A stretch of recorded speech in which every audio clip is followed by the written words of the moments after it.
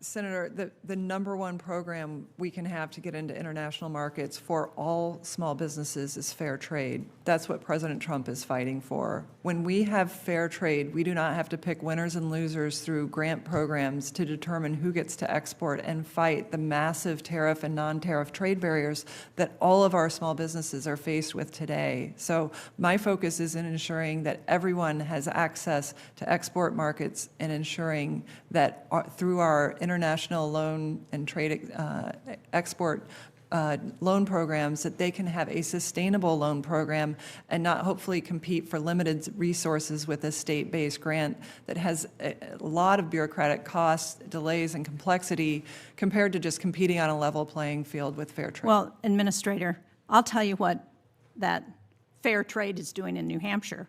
Welcome back, real patriots, to Right View Nation, where we don't mince words, we don't apologize for the truth, and we sure as hell don't bow down to the bureaucratic elite.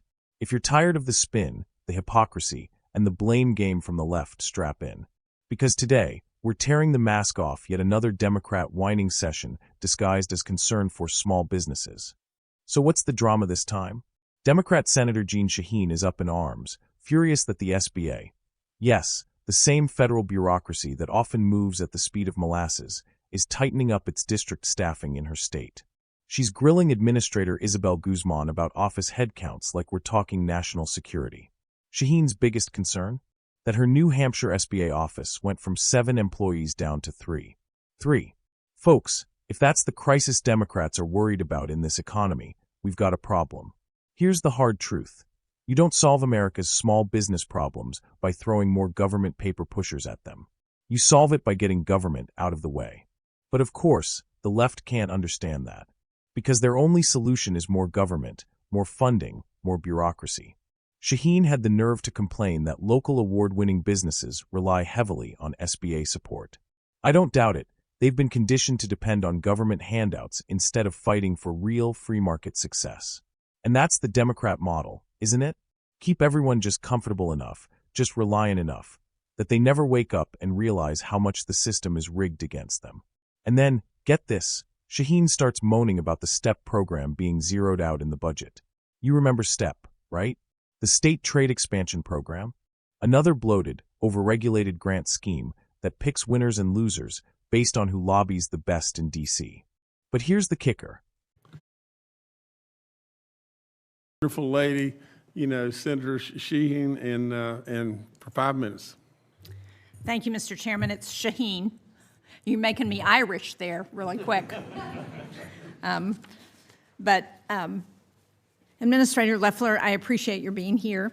And I think we all support bringing manufacturing back to the United States. Actually, the manufacturing sector in New Hampshire is the biggest sector of our economy. And one of the reasons I'm such a big supporter of the SBA is because the programs that the SBA operates help us build our manufacturing sector. That's the whole point. And that's why I was concerned when I saw the budget requests a 30% cut to staffing of district offices. Administrator Loeffler, in your confirmation hearing, I asked you about ensuring that the district offices have the support and the staff they need. And at that time, you said, "You have my commitment." I'm quoting you now. And you also said, "I can assure you we will put an emphasis on the field." But I can tell you that New Hampshire's district office started with 7 staff this year. Now they're down to only 3. I was at the SBA awards ceremony in New Hampshire 2 weeks ago, and virtually every small business that got an award talked about the help they received from the SBA or the resource partners, the veteran business centers, the women business centers, the SCORE partnership, and I heard a great deal of concern about the capacity of the SBDCs to pick up that whole load right now because they don't have the staffing and they don't have the budget to do that. And so can you tell me if the New Hampshire and other district offices will be exempt from the hiring freeze so they can get back to the staff that they need to support local small businesses, and will they be able to get the resources they need with this level of funding? Senator, thank you for your question, and I continue to reinforce our commitment to the field. In fact, not only since joining the SBA, when only 10% of the agency was in office, 90% was working from home for 4 years. We brought everyone back to the office, and I committed to having 30% of our staff in the field. We've already done that.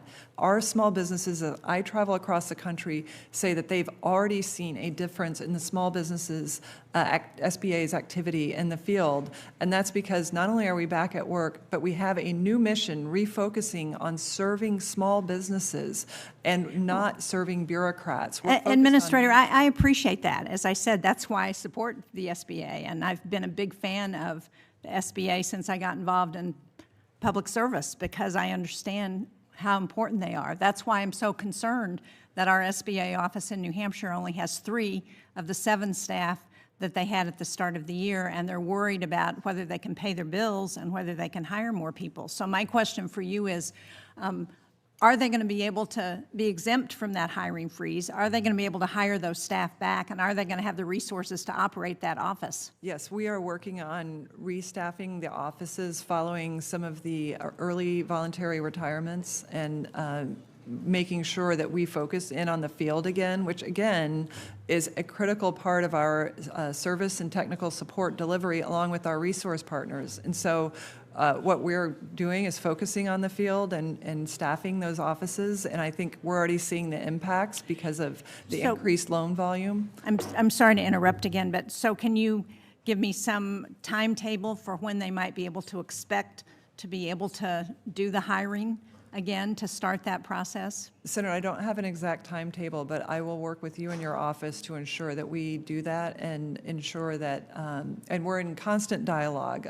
Unlike the prior administration, which had essentially abandoned the field, we are in constant dialogue with our regional and district offices to ensure they have I the appreciate staffing. that, and I'm not interested in comparing the last administration to this administration. I'm interested in seeing what we need to do to ensure that our small businesses in New Hampshire get the help that they need. And that means staffing the Small Business District Office. It means ensuring that those resource agencies that are so critical have the help they need. And it means making sure that the programs that work for business are operated. One of those programs is the STEP program, the State Trade Expansion Program, which I introduced back in 2010 as part of the Small Business Jobs Act. And Chair Ernst and I have worked on making some changes to make it work better.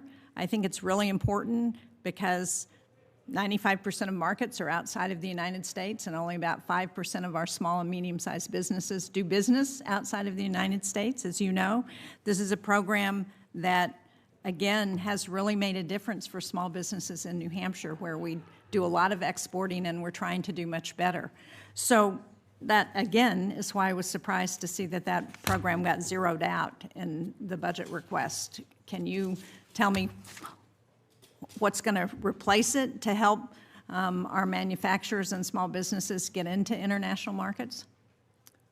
Senator, the number one program we can have to get into international markets for all small businesses is fair trade. That's what President Trump is fighting for. When we have fair trade, we do not have to pick winners and losers through grant programs to determine who gets to export and fight the massive tariff and non-tariff trade barriers that all of our small businesses are faced with today. So my focus is in ensuring that everyone has access to export markets and ensuring that through our international loan and trade export loan programs, that they can have a sustainable loan program and not hopefully compete for limited resources with a state-based grant that has a lot of bureaucratic costs, delays, and complexity compared to just competing on a level playing field with fair trade. Well, Administrator, I'll tell you what that fair trade is doing in New Hampshire, because I visited a bakery in Derry, New Hampshire, that was started over 25 years ago.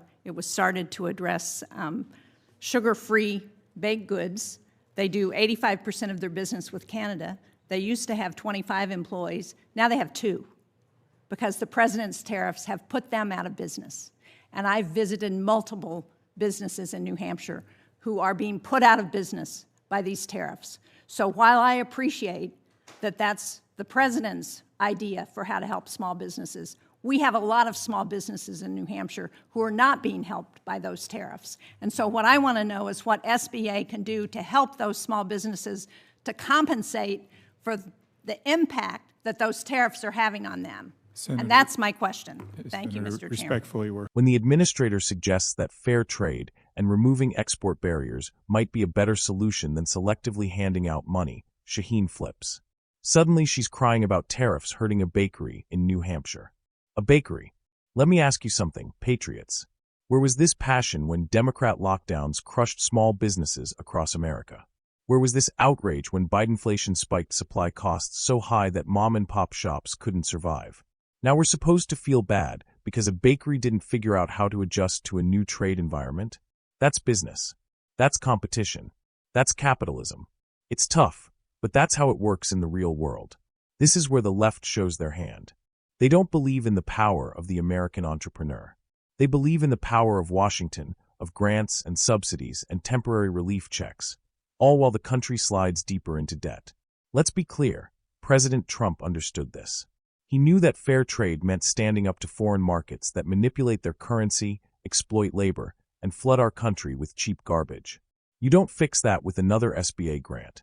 You fix it by standing your ground and demanding respect on the world stage.